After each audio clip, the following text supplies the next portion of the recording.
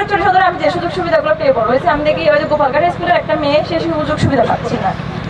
এখন হচ্ছে আমি সমতাটা কিভাবে নিশ্চিত করবো। এসএসসি পাশ করার পর আমরা চিন্তা করি বয়স 18 পার হলে কোনো প্রকারে একটা দুবাই ভিসা নিয়ে পার করা যায়। ফটিকছড়িতে মেয়েরা অনেক দূরে গিয়েছে। এই ছাত্ররা যারা এসএসসি পাশ করেছে তারপরে বিদেশ না যাওয়ার জন্য, দুবাই না যাওয়ার জন্য, ইউনিভার্সিটিতে পড়ার জন্য আমরা পাশে কর্মসংস্থান সৃষ্টি করার জন্য আমার চিন্তা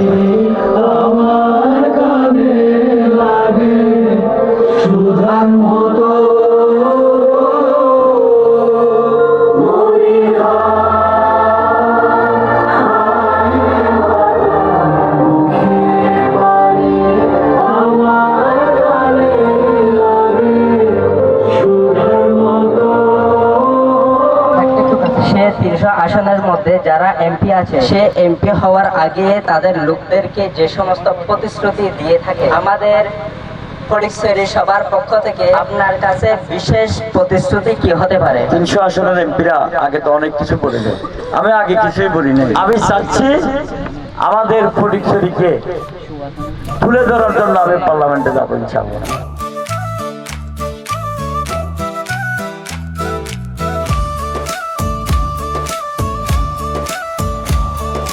ধানের শীষে ভোট দাও ভাই, ফটিকছড়ি জাগুক আবার তাই।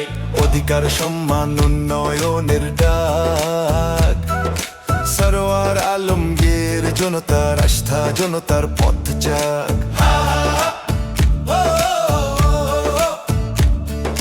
পাহাড়ে নামে ভোরের আলো, সমতলে জমে পুরনো ভালো মন্দ, হাটে বাজারে মাটির ভাষায় বহুদিনের কষ্ট আজ কথা চায়। যে ছিল পাশে ঝড়ের দিনে নীরব সাহসে